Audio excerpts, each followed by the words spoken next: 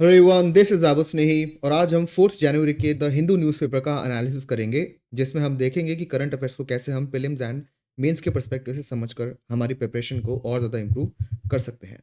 अगर आपको ये वीडियो अच्छा लगे तो प्लीज़ इसे लाइक करना और ऐसे ही रेगुलर वीडियोस के लिए विद्यार्थी आईएएस के चैनल को सब्सक्राइब भी करें। स्टार्ट करते हैं पहले न्यूज़ से।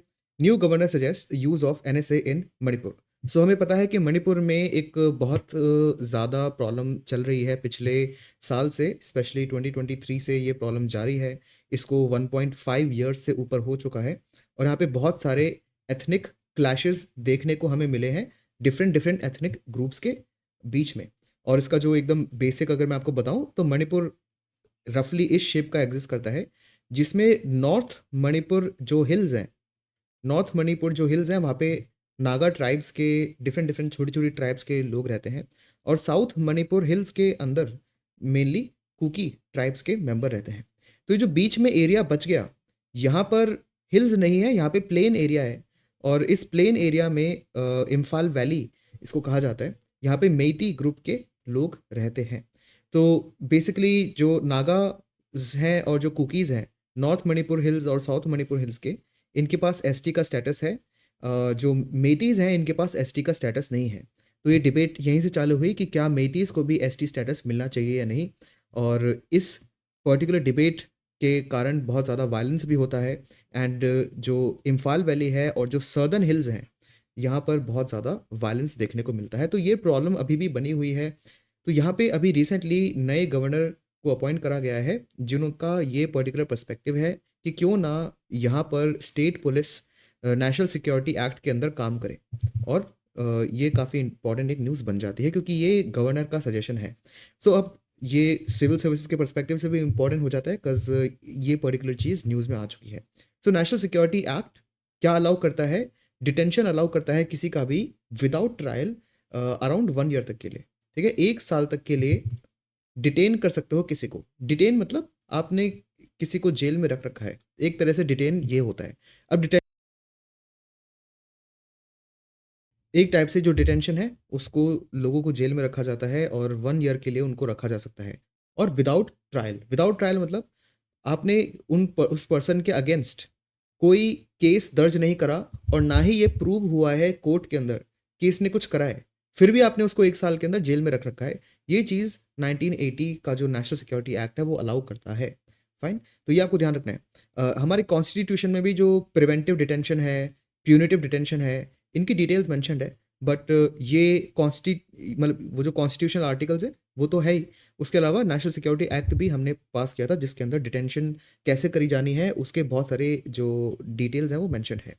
जो ग्राउंड लेवल पे क्या है कि जो सेंट्रल रिजर्व पुलिस फोर्सेस है जो कि मिनिस्ट्री ऑफ होम अफेयर्स के अंदर आती है, और बॉर्डर सिक्योरिटी फोर्स है जो कि मिनिस्ट्री ऑफ होम अफेयर्स के अंदर ही आती है। यहाँ पे इन लोगों ने बताया है कि मणिपुर के अंदर एक मेती का इंसर्जेंट ग्रुप है। एक्चुअली अभी क्या है कि मेतीस के भी और कुकीज़ के भी बहुत सारे insurgent and armed militants groups हैं जो कि काफ़ी ज़्यादा एक्टिव हैं अभी। तो यहाँ पर क्या था कि जो मेती का जो एक इंसर्जेंट ग्रुप था, उन्होंने गवर्नमेंट ऑफ इंडिया के साथ एक क्या करा था, पीस अग्रीमेंट साइन करा था पिछले साल नवंबर 29 2023 को। उस पीस अग्रीमेंट में ये बोला गया था कि ये लोग कोई भी फायरिंग वगैरह नहीं करेंगे। बट जो सीआरपीएफ है और बीएसएफ है उन्होंने बताया कि ऐसा हुआ है। ग्राउंड लेवल पे इन लोगों ने जो पीस अग्रीमेंट है उसको वायलेट करा है। सो जो कुकीज़ मिलिटेंट ग्रुप्स हैं, फिर मेती मिलिटेंट ग्रुप्स हैं, यहाँ पे बहुत ज़्यादा वायलेंस उनके द्वारा देखने को मिल रहा है। इसलिए गवर्नर का सजेशन है कि क्यों ना पुलिस को थोड़ी सी ज़्यादा पावर दे दी जाए ताकि ग्राउंड रियलिटी थोड़ी इंप्रूव हो। तो एनएसए क्या है? प्रिवेंटिव डिटेंशन लॉ है। प्रिवेंटिव डिटेंशन का क्या मतलब होता है कि किसी को डिटेन कर लिया आपने उसके क्राइम करने से पहले ही, ठीक है, ताकि आप उसको फ्यूचर में क्राइम करने से प्रिवेंट कर सको। तो ये प्रिवेंटिव डिटेंशन लॉ है और इसका मेंशन इंडिया के कॉन्स्टिट्यूशन में भी है। एंड ऑब्वियसली पब्लिक ऑर्डर और नेशनल सिक्योरिटी के लिए यहाँ पे किया जा सकता है। वैसे ये जो प्रिवेंटिव डिटेंशन है इंडिया में थोड़ा सा कॉन्ट्रोवर्शियल है, क्योंकि वर्ल्ड की जो फंक्शनिंग डेमोक्रेसीज हैं ज़्यादातर उनके अंदर प्रिवेंटिव डिटेंशन है ही नहीं। ठीक है, क्योंकि ये माना जाता है कि किसी ने क्राइम नहीं करा तो आप उसको जेल में क्यों रखोगे। टेक्निकली देखा जाए इसको इंक्लूड इंडिया के अंदर इसलिए किया गया था ताकि जो मिसक्रिएंट्स हैं, जेन्युइनली जो क्राइम कर सकते हैं, या जो रिपीट ऑफेंडर्स होते हैं जो बार बार क्राइम करते हैं, उनको आप डिटेन करके रख लो कुछ पर्टिकुलर सिचुएशंस के अंदर। बट यहाँ पे प्रिवेंटिव डिटेंशन को पॉलिटिकल पर्पस के लिए थोड़ा सा मिसयूज भी किया जाता है, ठीक है, तो आपको थोड़ा ध्यान रखना पड़ेगा। ये फिर स्टैटिक का पोर्शन हो जाता है, बट इतना आपको पता होना चाहिए। चलते हैं नेक्स्ट न्यूज़ की तरफ। Cruise terminal proposed for great Nicobar island. सो जो ग्रेट निकोबार आइलैंड है अंडमान एंड निकोबार आइलैंड की चेन के अंदर, वहाँ पे एक नया टर्मिनल पोर्ट बनने जा रहा है और इससे बहुत सारी चीज़ें होगी। यहाँ पे टूरिज्म को प्रमोट करने की बात है, ओवरऑल जो शिपिंग है उसको प्रमोट करने की बात है, तो यहाँ पे ये चीज़ें हैं। तो पहले इसकी लोकेशन देखते हैं, फिर न्यूज़ तो थोड़ी सी बेसिक सी है। तो ये आपको पता होना चाहिए सबसे पहले, ये अंडमान एंड निकोबार आइलैंड का एक बहुत ही इंपॉर्टेंट मैप है। ये बहुत टाइम से न्यूज़ में है बाय द वे। ये जो निकोबार में प्रोजेक्ट चल रहा है ये काफ़ी टाइम से न्यूज़ में है, तो इन चीज़ों पर प्रीलिम्स में लोकेशन बेस्ड क्वेश्चन बन सकते हैं, जहाँ पे आपको अरेंज करने के लिए बोल देंगे वो। अब देखो यहाँ पे जो ये पूरे आइलैंड्स हैं, ये अंडमान आइलैंड्स, और नीचे वाले जो आइलैंड्स हैं ये निकोबार आइलैंड्स हैं, ठीक है। अब यहाँ पे जो डिफरेंट डिफरेंट आइलैंड्स हैं ना, उनके कुछ नेम है, और वो आपको नॉर्थ टू साउथ अरेंज करने के लिए बोल सकते हैं, वेस्ट टू ईस्ट अरेंज करने के लिए बोल सकते हैं, कुछ भी बोल सकते हैं। फाइन, तो ये आपको पता होना चाहिए। तो देखो सबसे ऊपर है नॉर्थ अंडमान, तो ये तो काफ़ी ऑब्वियस है कि अंडमान आइलैंड में सबसे नॉर्थ में कौन से है, नॉर्थ अंडमान। ये याद रखना बहुत सिंपल है। और जो सैडल पीक है, ये मतलब एक माउंटेन पीक है, ये सैडल पीक का है, ये नॉर्थ अंडमान में ही है। अब यहाँ पे क्वेश्चन बन सकता है कि saddle peak Andaman and Nicobar के किस आइलैंड में है। वो बोल देंगे कि जो ग्रेट निकोबार है सैडल पीक यहाँ पर है, बट ऐसा नहीं है। ये स्टेटमेंट आ सकता है बट ऐसा नहीं है, क्योंकि सैडल पीक कहाँ है, नॉर्थ अंडमान में है। तो ऐसे ही क्वेश्चंस बनते हैं, आपको पता होना चाहिए।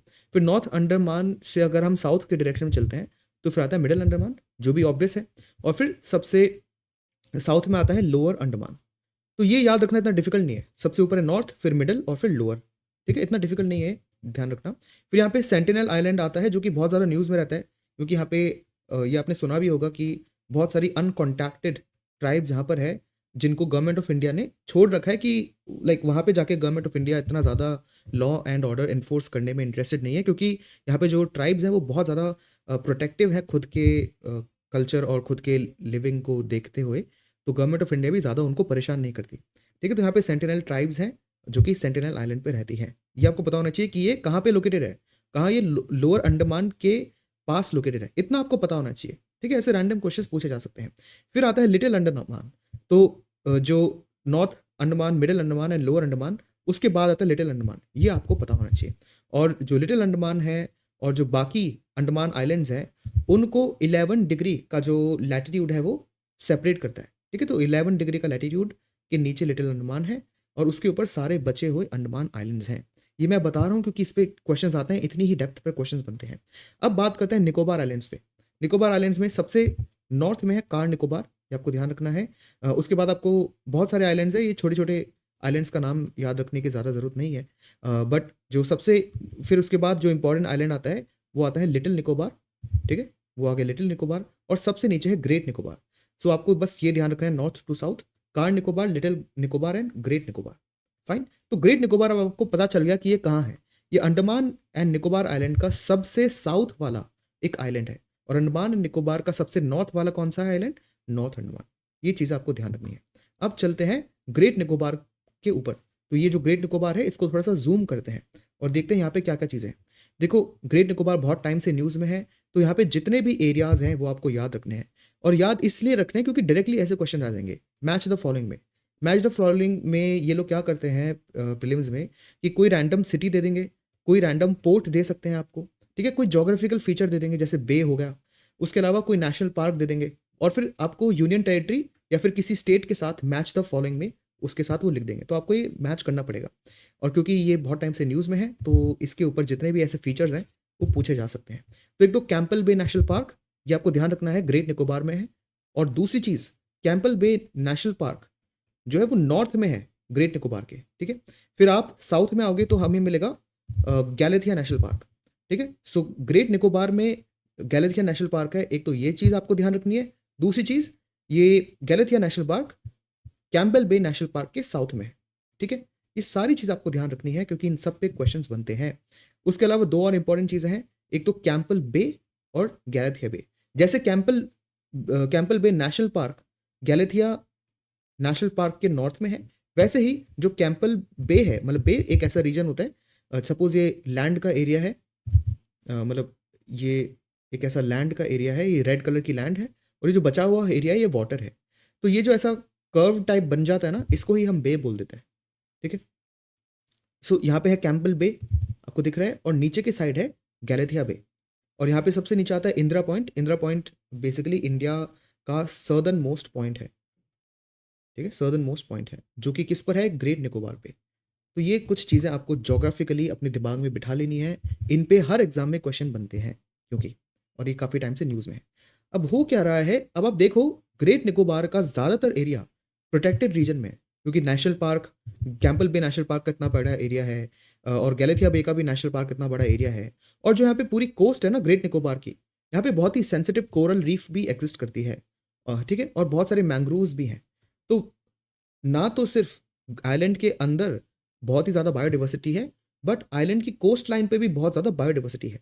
और ये प्रोजेक्ट इसलिए थोड़ा सा कॉन्ट्रोवर्शियल है, क्योंकि इवन दो यहाँ पे निकोबार आइलैंड की डेवलपमेंट की ही बात की जा रही है, बट यहाँ पे जो लोकल बायोडाइवर्सिटी है शायद वहाँ पे थोड़ा सा डैमेज हमें देखने को मिल सकता है, ठीक है। तो यहाँ पे एक ग्लोबल सिटी की बात की जा रही है, एंड यहाँ पे शिप ब्रेकिंग यार्ड भी रखना बनाने की बात की जा रही है। और शिप ब्रेकिंग यार्ड क्या होता है कि जो ओल्ड शिप्स होती हैं उनमें से जो इंपॉर्टेंट मटेरियल है वो रिसाइकल हो जाए, ताकि तो उसके लिए एक जगह चाहिए जहाँ पे शिप्स को रिसाइकल करा जाए, उनके प्रोडक्ट्स हटाए जाएं मेन शिप से, तो उसी को शिप ब्रेकिंग बोला जाता है।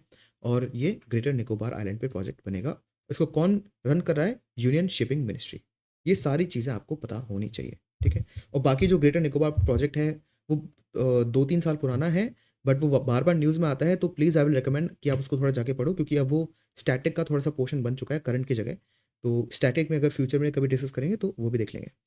चलते हैं नेक्स्ट न्यूज़ की तरफ। Telangana to study impact of Andhra Pradesh Polavaram project. अब ये भी काफ़ी इंपॉर्टेंट न्यूज़ है और ये भी ज्योग्राफी बेस्ड है। तो यहाँ पे एक बार इस पर्टिकुलर प्रोजेक्ट की लोकेशन देखते हैं, फिर ये सारी चीज़ हमें समझ में आ जाएगी। तो पहले तो आप इस लाइन को फॉलो करो। ये जो लाइन यहाँ से जा रही है ना, ये लाइन तेलंगाना को और आंध्र प्रदेश को क्या कर रही है, सेपरेट कर रही है। पहली बात तो ये आपको बतानी चाहिए, ठीक है। दूसरी चीज़, यहाँ से एक और लाइन आप देखो, ये जो रिवर आ रही है, ये जो रिवर यहाँ पे आ रही है, ये है गोदावरी रिवर, फाइन। और यहाँ पे ये जो रिवर बनी हुई है, ये है कृष्णा रिवर, फाइन, ये है कृष्णा रिवर। सो अब यहाँ पर क्या है, ये गोदावरी रिवर है और ये कृष्णा रिवर है। नाउ अब यहाँ पे एक प्रोजेक्ट बनाया जा रहा है जिसमें इन दोनों रिवर्स को लिंक करा जाए, ठीक है, ये एम है। तो दोनों रिवर्स को लिंक करा जाएगा, तो यहाँ पे एक डैम बनाएंगे, ठीक है। यहाँ पे डैम बनेगा तो क्या होगा, ये जो कृष्णा रिवर पे एक डैम बनाया जाएगा, या डैम बना है जिससे पानी यहाँ पे इकट्ठा हो जाएगा। फिर यहाँ पर भी एक डैम बनाया जाएगा जिससे पानी नदी का थोड़ा यहाँ पे इकट्ठा हो जाएगा, और फिर इनको कर दिया जाएगा लिंक, ठीक है, इनको लिंक कर दिया जाएगा। और यही है पूरा प्रोजेक्ट। तो ये जो डैम है यहाँ पे बना है गोदावरी रिवर पे, इसका नाम है पोलावरम, पोलावरम डैम। और यहाँ पे जो डैम है कृष्णा रिवर पे, इसका नाम है प्रकाशम, प्रकाशम बराज। बराज बोलो या डैम बोलो, एक ही बात है। तो ये आपको दोनों डिटेल्स याद रखनी है, इस पे क्वेश्चंस बनते हैं क्योंकि। तो ये प्रोजेक्ट आपको समझ में आ गया। और यहाँ पे जो रिवर लिंक होगी, इसके कारण क्या है, जो पानी है वो इन आसपास वाले इलाकों में भी ले जाया जाएगा। सिंपल, बस यही प्रोजेक्ट है रिवर लिंकिंग का। और क्योंकि अब देखो ये जो नदी है ये तेलंगाना से होके गुजर रही है, गोदावरी, और कृष्णा रिवर भी तेलंगाना से होके गुजरती है। एंड दैट इज़ वाई जो तेलंगाना है वो देख रहा है कि ये जो पूरा प्रोजेक्ट है पोलावरम इरिगेशन प्रोजेक्ट, इसका क्या क्या इम्पैक्ट होने वाला है उनके स्टेट पे, ठीक है, क्योंकि वो ऊपर वाले एरिया में आते हैं। बस यही यहाँ पे एक स्टडी है और यही यहाँ पे न्यूज़ है। अब पोलावरम प्रोजेक्ट भी थोड़ा सा पुराना है, लेकिन क्योंकि ये एक थोड़ा सा कॉन्फ्लिक्ट टाइप चल रहा है, इसलिए ये न्यूज़ में आ जाता है बार बार। तो इसकी जोग्राफिक लोकेशन भी आपके पास होनी चाहिए। ये काफ़ी इंटरेस्टिंग होता है जोग्राफी पढ़ना, और इस पर काफ़ी अच्छे से क्वेश्चन भी बनते हैं। तो अगर आपको एक बार समझ में आ जाए या याद हो जाए तो काफ़ी अच्छे से आप मार्क्स इन क्वेश्चंस पर स्कोर कर पाते हो। चलते हैं नेक्स्ट न्यूज़ पे। Union minister claims agriculture allied sector to grow at 3.5 to 4% this year. मतलब उन्होंने बोला है कि इस साल जो ग्रोथ रेट है एग्रीकल्चर की वो 3.5 से 4% शायद हो रही है। अब जो फाइनल डेटा आएगा वो तो बाद में ही पता चलेगा, बट इस साल का ये बता रहे हैं ऐसा कुछ। पिछले साल जो फाइनेंशियल हमारा ईयर था उस 2023 से 2024 का, यहाँ पे एग्रीकल्चर की जो ग्रोथ रेट थी वो 1.4% थी। बाय द वे ये चीज़ आपको ध्यान रखनी है कि जो एग्रीकल्चर की ग्रोथ रेट है ना, बहुत टाइम से 3% से 4% ही रहती है। इनफैक्ट कोविड के टाइम पर भी एग्रीकल्चर उन बहुत ही कम सेक्टर्स में से था जहाँ पे अच्छी खासी ग्रोथ हमें देखने को मिली थी। बाकी सारे सेक्टर्स कोविड-19 के टाइम बहुत ज़्यादा नीचे गिर गए थे, बट एग्रीकल्चर का जो ग्रोथ रेट थी वो पॉजिटिव में थी और ये 3 to 4% ही थी। लेकिन 2023 से 2024 का जो ये फाइनेंशियल ईयर था, यहाँ पे एग्रीकल्चर की जो ग्रोथ रेट थी वो बहुत कम रही। एंड इसमें भी जो फूड ग्रेन थे उनका जो प्रोडक्शन है वो कम था, मतलब पिछले साल से भी यहाँ पे जो ग्रोथ रही वो नेगेटिव थी। तो ये टोटल ग्रोथ पॉजिटिव कैसे आ रही है? क्योंकि एग्रीकल्चर में बहुत सारे और भी डिफरेंट फील्ड्स हैं और भी डिफरेंट क्रॉप्स आती हैं जिन्होंने इसकी जो ग्रोथ है वो पॉजिटिव में रखी हुई थी। इसका रीज़न बताया गया था कि जो मॉनसून है वो काफ़ी पुअर था। उसके अलावा जो क्लाइमेट चेंज है वो एक बड़ा प्रॉब्लम तो है ही। तो इसके कारण जो हमारा एग्रीकल्चर ग्रोथ रेट थी वो अच्छी नहीं थी, बट फॉर्च्यूनेटली जो एग्रीकल्चर मिनिस्टर अभी बता रहे हैं कि इस साल का जो एग्रीकल्चर डेटा है वो शायद शो कर रहा है कि जो ग्रोथ है 3 to 4% वाली वो वापस रिज्यूम हो जाए। इतना आपको ध्यान रखना है। चलते हैं नेक्स्ट न्यूज़ की तरफ। Experts hopeful but flag data localisation parental nod plans. अब देखो एक चीज़ बहुत इंपॉर्टेंट है जो यहाँ पे न्यूज़ है, उससे पहले एक चीज़ मैं आपको बता देता हूँ कि आप जो भी ऐप यूज़ कर रहे हो, जिस भी वेबसाइट पे जा रहे हो, ये सब लोग आपका जो डेटा है वो कलेक्ट कर रहे हैं। अब ये बहुत सारा डेटा है। आपका आईपी एड्रेस हो सकता है, आपका नेम हो गया, आपकी लोकेशन हो गई। उसके अलावा आप कोई कुछ ऐप्स ऐसी हैं जैसे गूगल की ऐप है, वो आपका बहुत सारा ऑनलाइन जो आपकी डिजिटल फुटप्रिंट है। डिजिटल फुटप्रिंट मतलब जहाँ-जहाँ आप गए हो, आपने थोड़े-थोड़े निशान छोड़े हैं अपने, उसको डिजिटल फुटप्रिंट बोला जाता है। तो गूगल तो आपकी सारी एक्टिविटीज़ ट्रैक करता है, तो ये भी डेटा हो गया, ठीक है? आप कौन-सा फूड ऑर्डर कर रहे हो, डिफरेंट डिफरेंट ऐप्स से, आप किन-किन लोकेशंस पे जा रहे हो, कहाँ पे आप डिनर पे गए, कहीं पे आप घूमने गए। तो मतलब ये जितना सारा डेटा है ना, ये बहुत सारी ऐप्स और वेबसाइट्स या डिफरेंट कंपनीज़ कलेक्ट करती है।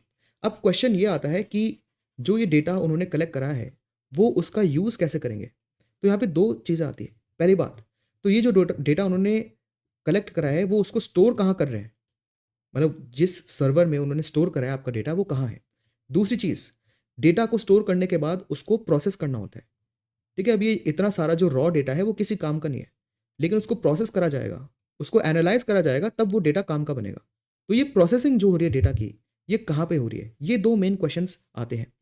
क्योंकि इम्पोर्टेंट ये है कि अगर डेटा इंडिया में स्टोर नहीं करा जा रहा और स्टोर करके जो डेटा है उसको इंटरनेशनली किसी फॉरेन कंट्री में स्टोर कर लिया गया और कल को इस डेटा को मिसयूज़ करा गया, तो उसके लिए रिस्पॉन्सिबल कौन होगा? इसलिए इम्पोर्टेंट ये है कि ये जो डेटा स्टोर करा जा रहा है ये इंडिया में स्टोर हो। और अगर इंडिया में अगर इनको बाहर भी स्टोर करना है, सपोज़ कोई कंपनी है यूएस की, उनको इंडियंस का डेटा यूएस में स्टोर करना है, कोई बात नहीं, आप इंडिया में भी उसकी एक कॉपी रखो, पहली चीज़। दूसरी चीज़, अब डेटा का प्रोसेसिंग कहाँ पे होगी? प्रोसेसिंग भी मेनली आप इंडिया में ही करो। कुछ एक्सेप्शंस होंगे, गवर्नमेंट की आपको थोड़ी परमिशन चाहिए होगी, जहाँ पे आप इस डेटा को जो आपने बाहर यूएस में स्टोर कर रखा है, यूएस में आप इसको प्रोसेस भी कर पाओगे। लेकिन उसमें कुछ लिमिटेशंस हैं। जैसे बहुत ज़्यादा जो सेंसिटिव डेटा होता है, जैसे फाइनेंशियल इन्फॉर्मेशन, ठीक है? कोई फॉरेन बैंक है, इंडिया में बहुत सारी फॉरेन बैंक्स हैं। कोई फॉरेन बैंक्स हैं, उसके पास आपकी फाइनेंशियल इन्फॉर्मेशन है। अब क्या वो इस फाइनेंशियल इन्फॉर्मेशन को इंडिया में स्टोर करेगा या बाहर? तो यहाँ पे गवर्नमेंट जो है थोड़ी ज़्यादा प्रोएक्टिव हो जाती है और यहाँ पे ये सेंसिटिव डेटा में आता है और यहाँ पे ये बहुत ही लिमिटेड केसेस में जो डेटा है वो आप बाहर ले जा सकते हो, वरना आपको इंडिया में ही स्टोर करना पड़ेगा और उसको प्रोसेस भी इंडिया में करना पड़ेगा। तो ये कुछ चीज़ें हैं। बाकी ये जो डिस्कशन है ये डेटा प्रोटेक्शन जो एक्ट आया था 2023 में उसका है। वो स्टैटिक का पोर्शन हो चुका है अब, क्योंकि 1 साल पुरानी न्यूज़ है वो। बट वो भी आपको ढंग से पढ़ना है प्लीज़।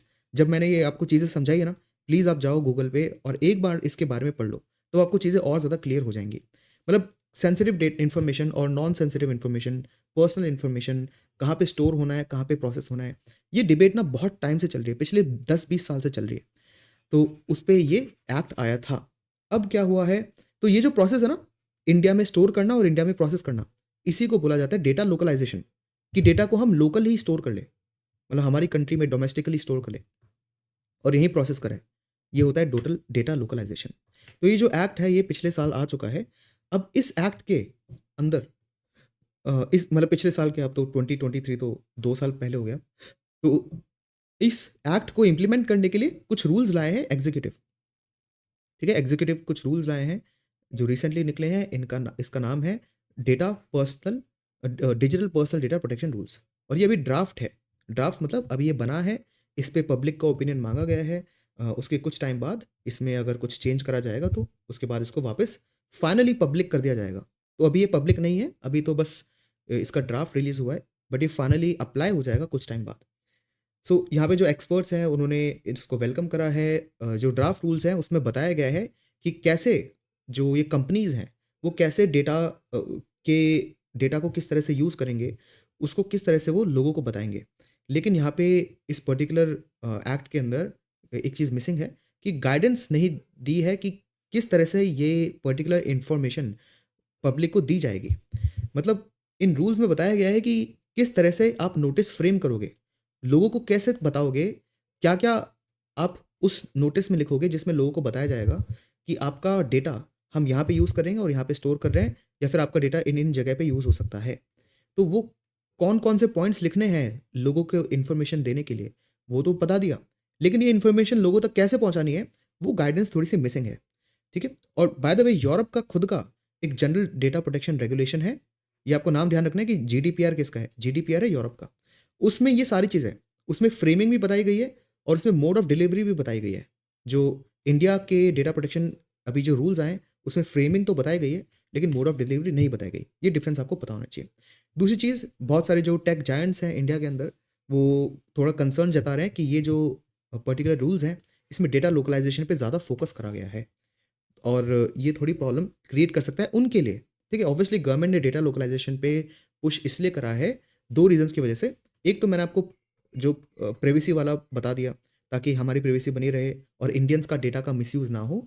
दूसरी चीज़ ये भी है, अगर डेटा इंडिया के अंदर रहता है, तो क्या है, इंडियन कंपनीज़ या जो लोकल डेटा इकोनॉमी है, उसको भी थोड़ा पुश मिलेगा। ठीक है? तो ये एक और बहुत ही इंटरेस्टिंग चीज़ है।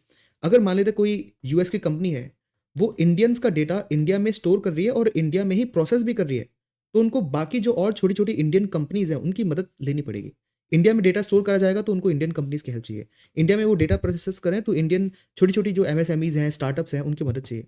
तो इससे क्या, लोकल इंडियन डेटा इकोनॉमी भी ग्रो होगी। तो ये दोनों चीज़ आपको पता होनी चाहिए कि हम डेटा लोकलाइजेशन को इतना पुश क्यों कर रहे हैं। लेकिन जो बड़े टेक जायंट्स हैं, उनको यहाँ पे थोड़ी प्रॉब्लम होगी, जिनको आप डेटा फिड्यूशियरी भी बोल सकते हो। अब डेटा फिड्यूशियरी क्या होता है? देखो, जो अभी ये रूल्स आए हैं, इसके अंदर डेटा फिड्यूशियरी की डेफिनेशन भी दी है। ये वो एंटिटीज़ हैं जो कि डेटा को कलेक्ट करती हैं और प्रोसेस करती हैं, स्पेशली पर्सनल डेटा को। अब ये कोई भी हो सकता है, जैसे गूगल आपका डेटा कलेक्ट भी कर रहा है, प्रोसेस भी कर रहा है, तो डेटा फिड्यूशियरी हो गया वो। ठीक है? तो ये मतलब होता है डेटा फिड्यूशियरी का। उसके अलावा जो गवर्नमेंट है, वो ओवरसीज़ प्रोसेसिंग को शायद रेस्ट्रिक्ट भी कर दे, ये इनका कंसर्न है। ठीक है? टेक्निकली रेस्ट्रिक्ट तो होना नहीं चाहिए, बट ये इन डेटा प्रोटेक्शन रूल्स को थोड़ा-सा ना वेग छोड़ा गया है। ज़्यादा स्पेसिफिक नहीं है ये। इसमें थोड़ी वेग-वेग शब्द यूज़ हैं, जिसमें चीज़ों को एक्सप्लेन नहीं करा ढंग से। तो गवर्नमेंट इस वेगनेस को यूज़ करके किसी कंपनी को रोक सकती है और कुछ कंपनीज़ को अलाउ भी कर सकती है। तो गवर्नमेंट ने ये वेगनेस इसलिए रखी है, ताकि वो फ्यूचर में चीज़ों को केस बाय केस बेसिस पे डिसाइड करें। ठीक है? इस रूल्स में एक और चीज़ है कि यहाँ पे जो माइनर्स हैं, माइनर जो कि 18 इयर्स से कम उनकी एज है, उनको कुछ ऑनलाइन सर्विसेज के लिए पैरेंटल कंसेंट लेना पड़ेगा। इससे क्या होगा, जो माइनर्स हैं उनको थोड़े से हार्मफुल कंटेंट से दूर रखा जा सकता है। लेकिन अब ये रूल्स में ये इनकी इंटेंशन तो ठीक है, लेकिन इसकी इम्प्लीमेंटेशन थोड़ी-सी डिफ़िकल्ट हो सकती है। मतलब आप कैसे वेरीफ़ाई करोगे कि पैरेंटल कंसेंट मिल चुका है? क्योंकि यहाँ पे पहले पेरेंट्स की आइडेंटिटी, प्लेटफ़ॉर्म को, जो भी प्लेटफ़ॉर्म है, उसको आइडेंटिफ़ाई करना पड़ेगा। और आपको कैसे पता, या प्लेटफ़ॉर्म को कैसे पता कि वो उसी का पेरेंट है? उसका कोई वो गार्जियन नहीं है, या उसका कोई अंकल नहीं है, या कोई रैंडम पर्सन तो नहीं है, जो इस बच्चे की या इस माइनर की आइडेंटिटी को अप्रूव कर दे। मतलब ये थोड़ा-सा बहुत ज़्यादा कॉम्प्लेक्स हो जाता है एक तरह से, इसको इंश्योर करना, और वो कैसे इंश्योर करा जाएगा, ये चीज़ें बताई नहीं गई है रूल्स के अंदर। तो अगेन सेम चीज़, इंटेंशन सही है कि माइनर्स को हार्मफुल कंटेंट से बचाने के लिए डिफरेंट प्लेटफ़ॉर्म्स पर पैरेंटल कंसेंट लेने की ज़रूरत है। लेकिन ये कंसेंट किस तरह से ली जाएगा और प्लेटफ़ॉर्म कैसे इंश्योर करेगा कि जो इंसान कंसेंट दे रहा है वो पेरेंट ही है, कोई और नहीं है, ये चीज़ें अभी रूल्स में नहीं लिखी हैं। ठीक है? देन जो डेटा प्रोटेक्शन एक्ट था, वो डेफ़िनेटली 2023 में आया था। उसमें एक और प्रॉब्लम ये है कि वो गवर्नमेंट ऑर्गनाइज़ेशन कुछ चीज़ों में एग्ज़ेम्प्टेड हैं उसमें। फाइन, बहुत सारे ऐसे चीज़ें हैं जहाँ पे ये data protection act government organisation पे लागू नहीं होता। अब यहाँ पे प्रॉब्लम ये आती है कि अगर गवर्नमेंट की इंटेंशन सही है और जो जितने भी गवर्नमेंट सिविल सर्वेंट्स हैं, अगर वो ऑनेस्टली काम कर रहे हैं, तब तो कोई प्रॉब्लम नहीं है, तब तो आप उनको एग्ज़ेम्पशन दे दो। लेकिन हो सकता है कुछ सिविल सर्वेंट्स या कुछ पॉलिटिशियंस ऐसे हों जिनकी इंटेंशन अच्छी ना हो, वो इस एग्जेम्पशन का फ़ायदा उठा के लोगों का पर्सनल डेटा यूज़ कर सकते हैं। ठीक है, ऐसा हो सकता है। तो यहाँ पे वो सेफगार्ड्स मेंशन नहीं है। तो ये चीज़ आपको पता होनी चाहिए, एक्ट के बारे में भी और रूल्स के बारे में भी। बाकी ये थोड़ा एक डेवलपिंग न्यूज़ है। फ्यूचर में जब ये रूल्स एक्चुअली फाइनली पब्लिक होंगे कंप्लीटली, तब इस पे और भी ज़्यादा डिस्कशन हम करेंगे। चलते हैं नेक्स्ट न्यूज़ की तरफ। Cowpea seeds sprout in space and first robotic arm operated says ISRO. बहुत ही इंटरेस्टिंग ये न्यूज़ है। रिसेंटली मैंने आपको ये बताया था कि इंडिया ने इसरो के अंदर एक स्पेडेक्स मिशन करा है, जिसके अंदर हमने क्या करा है, 2 सैटेलाइट्स को अर्थ के ऑर्बिट में छोड़ा है और कुछ टाइम बाद अभी 7 जनवरी के अराउंड ये दोनों सैटेलाइट्स क्या कर लेगी, डॉक करेंगे और इंडिया 4th कंट्री बन जाएगा पूरे वर्ल्ड में जिसने स्पेस के अंदर 2 एंटिटीज़ को, हम तो सैटेलाइट को डॉक करा रहे हैं, लोग तो बहुत सारी चीज़ें डॉक करा सकते हैं, बट 2 किसी भी एंटिटीज़ को या सैटेलाइट्स को डॉक कराया हो। ठीक है? तो अभी इस 7 जनवरी को पता चलेगा कि शायद सक्सेसफुल होगा, होपफुली ये सक्सेसफुल हो। लेकिन इसके अलावा जो हमने रॉकेट का यूज़ करा था वो था पीएसएलवी C60। अब पीएसएलवी C60 के 4 स्टेजेस थे। ठीक है, 4 स्टेजेस थे एंड इसके अंदर रॉकेट बूस्टर्स भी थे और 4 स्टेजेस में पहला स्टेज था सॉलिड फ्यूल का, दूसरा स्टेज था लिक्विड फ्यूल का, थर्ड स्टेज है सॉलिड फ्यूल का और चौथा स्टेज फिर से लिक्विड फ्यूल का। ठीक है, अब यूजुअली क्या होता है, ये जो रॉकेट है ये धीरे धीरे अपने स्टेज के बाद पूरे बचे हुए रॉकेट से अलग होता जा रहा है और ये जो बचा हुआ पार्ट है ये अर्थ के एटमॉस्फेयर में आके गिर जाता है और जल जाता है। लेकिन जो 4th स्टेज है इसके अंदर सैटेलाइट भी थी, तो इन सैटेलाइट्स को तो इसने लॉन्च कर दिया, लेकिन ये जो 4th स्टेज है ये अर्थ के एटमॉस्फेयर में जाके बर्न अप नहीं हुआ अभी। इसको क्या करा है, ये भी अर्थ के अराउंड अभी चक्कर लगा रहा है और इसके अंदर 24 एक्सपेरिमेंट्स हमने डाल दिए। बहुत सारे एक्सपेरिमेंट है जिसमें इस 4th स्टेज में हमने एक रोबोटिक आर्म डाल दिया। अब ये रोबोटिक आर्म हम अर्थ का जो ग्राउंड स्टेशन है इसरो का, वहां से कंट्रोल कर रहे हैं और वो मूव कर रहा है आगे पीछे ऊपर नीचे। तो ऐसी हम कैपेसिटीज डेवलप करने के लिए और ऐसा एक्सपेरिमेंट करने के लिए हमने इस 4th स्टेज को ऊपर छोड़ा है। इसके अंदर हमने कुछ सीड्स डाल दिए, काउपी होता है लोबिया, इसके सीड्स डाल दिए। अब ये सीड्स क्या है, स्प्राउट कर गए। तो ऐसे ही बहुत सारे छोटे छोटे एक्सपेरिमेंट्स हम कर रहे हैं और इसमें टोटल 24 एक्सपेरिमेंट्स हैं इस 4th स्टेज में। तो इससे क्या है, हमने जो 4th स्टेज जो इन जनरल वेस्ट हो जाता, अर्थ के एटमॉस्फेयर में आके बर्न अप हो जाता, उसको हमने कुछ टाइम तक स्पेस में रखा और उसमें कुछ ऐसे एक्सपेरिमेंट्स डाल दिए जिससे हमें और ज़्यादा इन्फॉर्मेशन मिल सके। अब वो आके बर्न अप तो हो ही जाएगा अर्थ के अंदर, लेकिन इस पीरियड में हमने जितने एक्सपेरिमेंट्स करे उससे हमें और ज़्यादा एक्सपीरियंस मिला। सिंपल। और ये जो 4th स्टेज है इसका नाम है POEM4, इतना आपको ध्यान रखना है। फाइन, तो यही सारी चीज़ें यहाँ पे भी लिखी है। चलते हैं नेक्स्ट न्यूज़ की तरफ। Study traces the root of Ebola virus to skin surface. अब ये थोड़ी प्रॉब्लमेटिक चीज़ है क्योंकि जो इबोला वायरस है, by the way Ebola virus जो है इसका नाम इबोला रिवर के नाम पे पड़ा है जो कि DRC के अंदर है। एक कंट्री है DRC, democratic Republic of Congo. अब क्या है, ये जो इबोला वायरस है ये इन जनरल वैसे तो फैलता था बॉडीली फ्लूइड से, बॉडीली फ्लूइड्स, ब्लड, सलाइवा, ये जो भी है उनके कांटेक्ट से ही ये पर्टिकुलर वायरस फैलता था। अब प्रॉब्लम क्या है, पता चला है कि कुछ ऐसे स्किन सेल्स भी हैं, कुछ ऐसे स्किन सेल्स हैं जो इबोला उनको टारगेट करता है। मतलब अब इबोला वायरस कुछ केसेस में, हर केस में नहीं, कुछ केसेस में वो टच से भी फैल सकता है। इसका ये मतलब क्या हुआ, इसका मतलब ये हुआ कि इसकी जो फैलने की क्षमता है, ट्रांसमिशन रेट है, वो बढ़ जाएगी। एक और कंसेप्चुअल क्वेश्चन यहाँ पे बन सकता है, प्रीलिम्स में ऐसे क्वेश्चन बन सकते हैं कि जो इबोला वायरस है उसकी जो ट्रांसमिशन रेट है या जितना वो कंटेजियस है वो कोविड-19 या फिर जो SARS-CoV-2 था उसके बराबर है। क्या ऐसा है? नहीं, क्योंकि कोविड-19 तो सांस से, हवा से, एयर से ही ट्रैवल कर रहा है। इबोला वायरस ऐसे ट्रैवल नहीं करता, वो बॉडीली फ्लूइड से ट्रैवल करता है और अभी हमारे पास न्यूज़ आई है कि वो स्किन कॉन्टैक्ट से भी ट्रैवल कर सकता है कुछ केसेस में। तो अब आप देखो, स्किन कॉन्टैक्ट या फिर बॉडीली फ्लूइड से ट्रैवल करना बहुत स्लो है, लेकिन एयर से ट्रैवल करना बहुत फास्ट है। मतलब कोविड-19 बहुत तेज़ी से ट्रांसमिशन उसका हो रहा था। तो ऐसे ना कंसेप्चुअल क्वेश्चन पूछ लेती है यूपीएससी या डिफरेंट एग्जाम्स, जहाँ पे बस वो ये लिख देता है कि इबोला और कोविड-19 सेम रेट से या सेम स्पीड से फैलते हैं, बट ऐसा नहीं है। कोविड-19 बहुत तेज़ी से फैलता है कंपेयर टू इबोला। लेकिन इबोला जो है उसकी जो मोर्टेलिटी रेट है, मतलब जितने लोगों को इबोला होता है उनके डेथ के चांसेस कोविड-19 से ज़्यादा है। ये भी आपको थोड़ा पता होना चाहिए।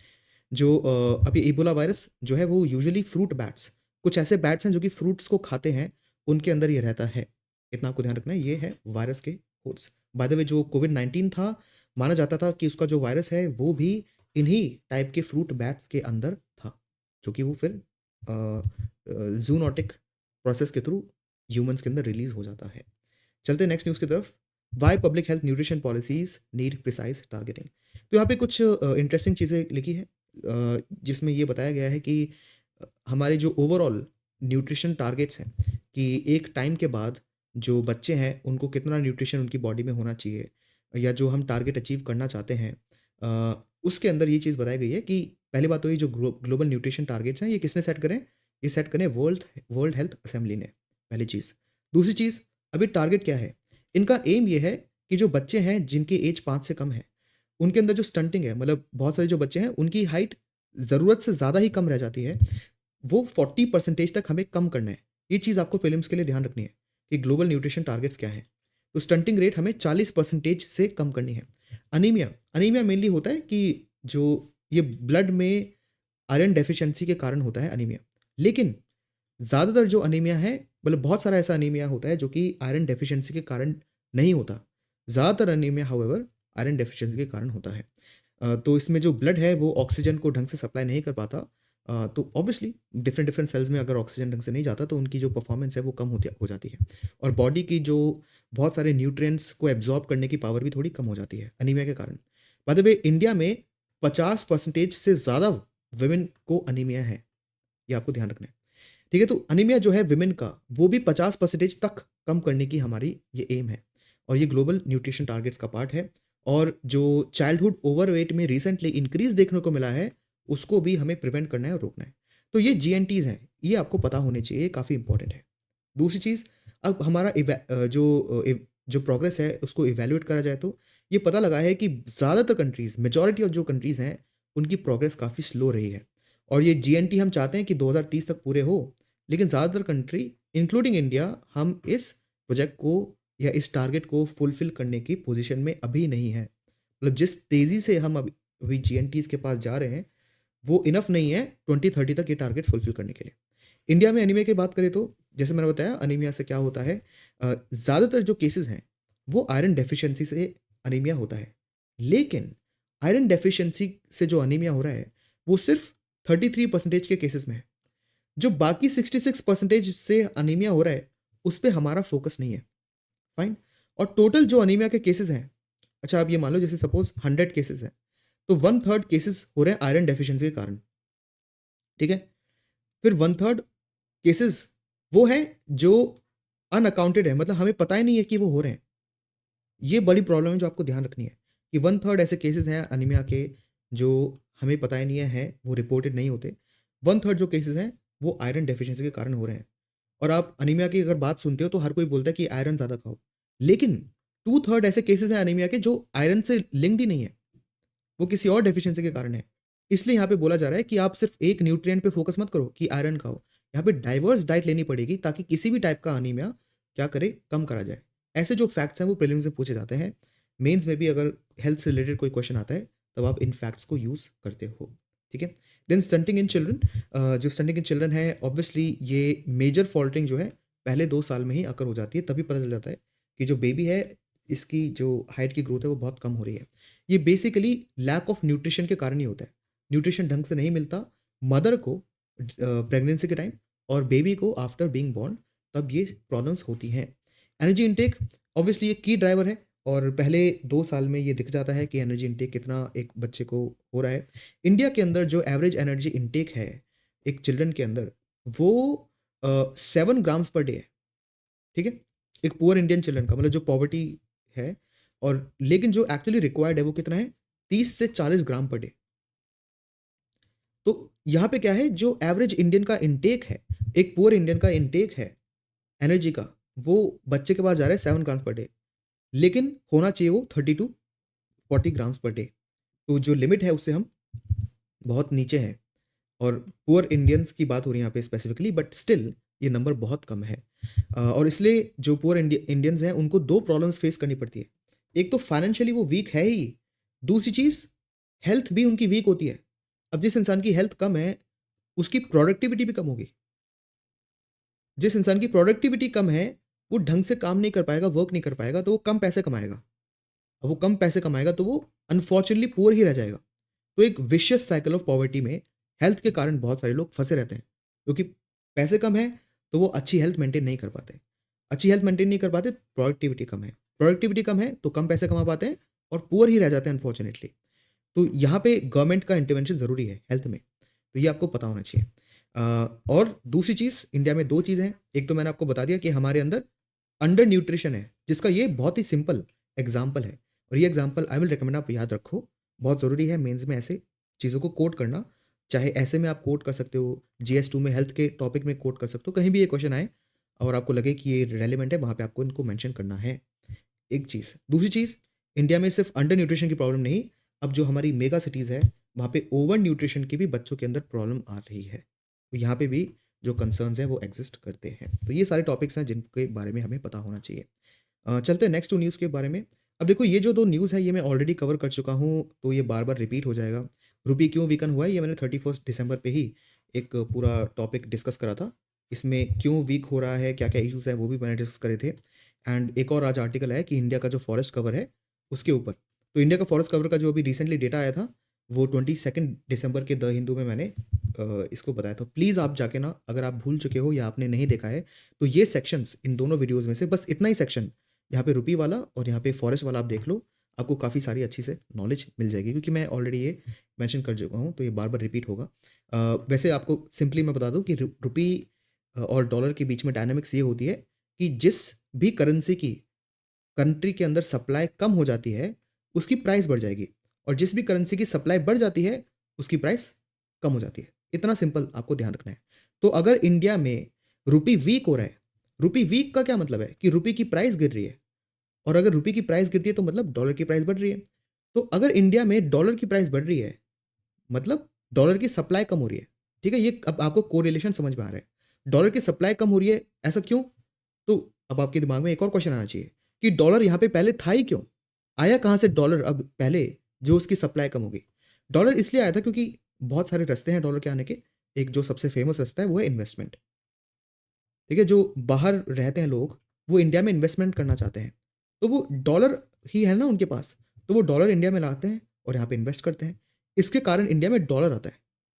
अगर डॉलर इंडिया से बाहर जा रहा है, उसकी सप्लाई कम हो रही है, इसका मतलब लोगों को नहीं लग रहा कि इंडिया कोई अच्छी इन्वेस्टमेंट डेस्टिनेशन है, और वो इंडिया से पैसे निकाल के कहीं और लगा रहे हैं। फाइन, अब ऐसा मतलब नहीं है कि अगर रुपी गिर रहा है और डॉलर बढ़ रहा है कि इंडिया अब एक अच्छी इन्वेस्टमेंट डेस्टिनेशन नहीं रहा, ऐसा नहीं होता। बट शॉर्ट टर्म के लिए शायद ना हो, लॉन्ग टर्म में तो हम है ही। लॉन्ग टर्म में हम बहुत अच्छी इन्वेस्टमेंट डेस्टिनेशन है, लेकिन पिछले 2-3 क्वार्टर्स के अंदर देखा गया है कि हम शायद इतने अट्रैक्टिव फिलहाल नहीं है। होपफुली शायद हम बाउंस बैक कर जाएं। एक तो ये चीज़ हो सकती है। अब दूसरी चीज़ सोचो, जहाँ पे डॉलर जो है इंडिया से बाहर जाता है, वो है इम्पोर्ट। जब इंडियंस कुछ चीज़ खरीदते हैं तब वो बाहर उनको पेमेंट करना होता है। तो अगर आप किसी यूएस वाले को रुपी में पेमेंट करोगे वो नहीं लेगा, आपको डॉलर देना पड़ता है। तो इस केस में भी क्या है, डॉलर इंडिया से बाहर जा रहे हैं। अब क्योंकि इंडिया मर्चेंडाइज गुड्स की बात करें तो हम इंपोर्ट ज़्यादा करते हैं एक्सपोर्ट से, तो जितना इंडिया में डॉलर आ रहा है उससे कहीं गुना ज़्यादा डॉलर इंडिया से बाहर जाता है। तो एक तो ये प्रॉब्लम भी हो जाती है। ठीक है, तो इन बहुत सारे डायनामिक्स हैं जिनको लेके रुपी और डॉलर का ये जो प्राइस है वो डिटरमाइन होती है। एक तो ये चीज़ मैंने आपको बता दी। बाकी तो इस पर्टिकुलर आर्टिकल में बहुत सारी चीज़ डिस्कस करी थी। ये प्लीज़ ये इंडियन फॉरेस्ट वाला भी आप देख सकते हो।